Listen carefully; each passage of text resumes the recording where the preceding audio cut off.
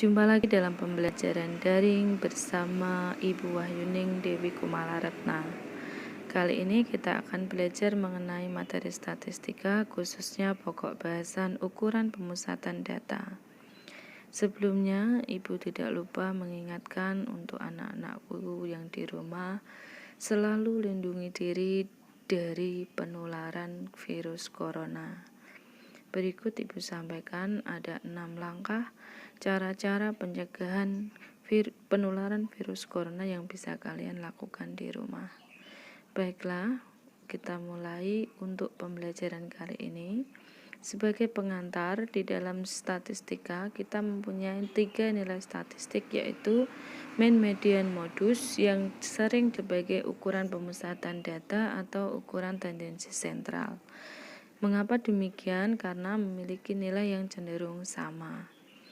Pertama-tama kita akan belajar 3 macam dari ukuran pemusatan data, yaitu mean, modus, dan median. Untuk rata-rata hitung atau mean, pertama kita pelajari jika datanya berbentuk data tunggal, yaitu rata-rata hitung dapat dicari dengan menjumlahkan seluruh data dibagi dengan banyak data, sehingga kita peroleh rata-rata hitung atau mean. Dilambangkan dengan mu dan banyak data adalah n. Sebagai contoh, jika dipunyai data 7, 5, 8, 6, 9, dan 7, maka rata-ratanya dapat dilakukan dengan cara menjumlahkan seluruh data diperoleh sebanyak 42 dibagi dengan banyak data yaitu 6, sehingga rata-rata hitung sama dengan 7. Mudah bukan? Untuk yang kedua, apabila nanti kalian menemui data tunggal yang bentuknya berbobot atau data tunggal yang disajikan dalam bentuk tabel dengan frekuensi, maka kalian perlu membuat kolom bantuan, yaitu mengalihkan antara frekuensi dengan data. Dari data tersebut didapatkan hasil perkalian setelah dijumlah adalah 67, sehingga rata-ratanya adalah 67 dibagi dengan 10, yaitu 6,7. Mudah bukan? Namun, apabila nanti kalian menjumpai data yang berbentuk data kelompok, bagaimana kita harus menghitung rata-rata datanya? Untuk itu, simaklah video berikut ini. Misal, kita mempunyai data kelompok yang terdiri dari tabel distribusi frekuensi seperti tabel berikut. Maka, dari masing-masing kelas nanti harus kalian buat tabel bantuan, yaitu tabel untuk nilai tengah. Nilai tengah bisa diperoleh dengan cara menjumlahkan masing-masing batas atas dengan batas bawah kelas interval, kemudian dibagi 2. Contohnya, 20 ditambah dengan 29 dibagi 2 sama dengan 24,5. Kemudian kalikan nilai tengah tersebut di kolom selanjutnya, yaitu F dikali M, 4 kali 24,5 sama dengan 98. Lakukan seterusnya sampai kelas yang terakhir. Jumlah hasil perkalian tersebut di sini diperoleh 2695. Kemudian bagi dengan jumlah frekuensi 50, sehingga diperoleh rata-rata sebanyak 53,9. Apabila cara ini kalian anggap terlalu lama, maka ada metode yang selanjutnya, namanya metode shortcut. Metode shortcut dilakukan dengan rumus mu atau rata-rata sama dengan mu A, yaitu rata-rata yang diasumsikan, ditambah dengan sigma F kali D, dibagi dengan N, kemudian dikali dengan I, di mana F adalah frekuensi kelas, D penyimpangan nomor interval kelas, N adalah jumlah frekuensi, dan I adalah panjang interval kelas. Untuk lebih jelasnya, kita saksikan bagaimana cara perhitungan untuk metode shortcut dari data yang sebelumnya tadi. Namun, tahapan yang dilakukan bisa dirangkum dalam 3 langkah, yaitu secara sembarang menetapkan titik tengah suatu kelas untuk dianggap sebagai nilai rata-rata, kemudian menentukan penyimpangan nomor interval, dan menghitung faktor koreksi yang akan membuat rata-rata diasumsikan menjadi sama dengan rata-rata yang diperoleh dari metode langsung. Baiklah, sekarang kita simak bagaimana cara penerapan metode shortcut untuk menyelesaikan soal tersebut. Dari data tersebut, tabel distribusi frekuensi dapat dilihat bahwa frekuensi terbesar adalah 12. Untuk itu, kita tentukan titik tengahnya yaitu 54,5. Sehingga kita beri penyimpangan untuk kelas yang frekuensinya 12, kita beri kode 0, ke atas negatif, ke bawah positif. Kemudian kita kalikan frekuensi dengan penyimpangan, diperoleh jumlah totalnya adalah negatif 3. Kita masukkan ke dalam rumus metode shortcut, diperoleh mu sama dengan 54,5. Kemudian dihitung jadinya sama. Catatan, sebenarnya rata-rata sementara dapat memilih dari titik tengah yang mana saja, artinya dalam contoh di atas boleh kelas 1, 2, dan seterusnya. Namun untuk mengurangi angka yang besar-besar dianjurkan memilih titik tengah yang tertinggi frekuensinya yaitu 12. Sebagai latihan, kalian bisa kerjakan latihan yang ada di dalam buku Erlangga.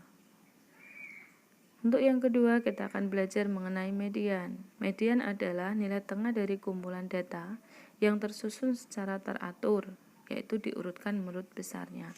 Median membagi data menjadi dua bagian yang sama, sehingga median disebut juga ukuran letak data. Untuk lebih jelasnya, kita simak contoh berikut. Sebagai catatan, untuk menentukan median, posisi tengah dari seperangkat data sebanyak n yang telah terurut terletak pada posisi yang ke n plus 1 dibagi dengan 2. Jika n ganjil, maka data yang berada pada posisi tengah dan nilai data itu merupakan nilai median. Jika n genap, maka sebagai mediannya diambil rata-rata hitung di antara dua data. Contoh yang pertama, A dan B, terlihat bahwa data tersebut belum terurut. Maka kalian perlu mengurutkan dulu, sehingga letak medianya karena banyak datanya 7, tambah 1 dibagi 2 diperoleh 4. Jadi median terletak pada data keempat, yaitu sama dengan 7. Jadi medianya sama dengan 7. Untuk yang B, data tersebut juga belum terurut. Mari kita urutkan dulu. Karena data tersebut genap, maka 6 tambah 1 dibagi dengan 2 sama dengan 3,5. Jadi median data tersebut terletak antara data ketiga dan ditambah dengan setengah dari data keempat dikurangi data ketiga, sehingga besarnya 7,5. Untuk data kelompok, maka medianya dapat ditentukan dengan MD sama dengan LME, yaitu batas bawah kelas median, ditambah setengah N min sigma F dibagi dengan FM dikali dengan I, di mana N adalah jumlah frekuensi, sigma F adalah frekuensi kumulatif kelas sebelum kelas median, FM frekuensi kelas median, dan I adalah interval kelas median. Contoh, di berikut diberikan data dalam tabel distribusi frekuensi. Masih sama dengan data sebelumnya, kita cari posisi mediannya. Karena jumlah data tersebut 50, maka letak median tersebut terletak dalam frekuensi setengah N, yaitu setengah kali 50 adalah 25. Jadi terletak pada kelas keempat, sehingga LME-nya 49,5, sigma F-nya 19, FM-nya 12, dan E-nya adalah 10. Maka kita masukkan ke dalam rumus median. Diperoleh perhitungan sebagai berikut. Diperoleh mediannya sama dengan 54,5. Tentunya mudah bukan? Jadi tetap semangat selalu belajar statistika. Baiklah, untuk yang selanjutnya kita akan mempelajari ukuran pemusatan data. Tapi lebih jelasnya, kalian silahkan untuk memantapkan coba latihan soal yang ada di Erlangga. Yang terakhir, kita akan belajar mengenai modus. Modus adalah nilai data yang sering muncul atau yang paling banyak frekuensinya. Modus berguna untuk mengetahui tingkat seringnya terjadi suatu peristiwa. Misal diberikan data tunggal, tentukan modus dari rangkaian data berikut. Untuk data di sini, yang A, kita lihat ada 5, 6, 7, 7, 8, 9, dan 10. Di sini nilai yang sering muncul adalah 7 karena dia muncul sebanyak 2 kali. Yang kedua, di sini yang sering muncul adalah 6 dan 7. Jadi modusnya ada 2, yaitu 6 dan 7. Kemudian untuk data berkelompok, kita dapat menentukan modus dengan MO sama dengan LMO, yaitu tepi bawah kelas modus, ditambah dengan D1 per D1 plus D2 dikali dengan I. D1 adalah selisih frekuensi kelas modus dengan frekuensi kelas sebelumnya. Dari data tersebut bisa diperoleh modus sebagai berikut. Dari data tersebut, frekuensi terbesarnya adalah 12. Itu yang merupakan kelas modus karena frekuensinya paling tinggi. Dari kelas tersebut kita tentukan LMO. Karena kelas interval tersebut 50 sampai dengan 59, maka diperoleh LMO-nya adalah 49,5. D1 adalah selisih frekuensi kelas modus dengan sebelumnya. 12 kurangi 8 sama dengan 4. D2 frekuensi kelas modus dikurangi setelahnya. 12 kurangi 9 sama dengan 3. Intervalnya adalah 10, diperoleh modusnya 55,21. Untuk lebih jelasnya, kalian bisa mengerjakan soal yang ada di buku Erlangga. Demikian pertemuan kali ini, semoga selalu semangat belajar. Jangan lupa jaga diri dari penularan COVID-19 dan pembelajaran daring menyenangkan.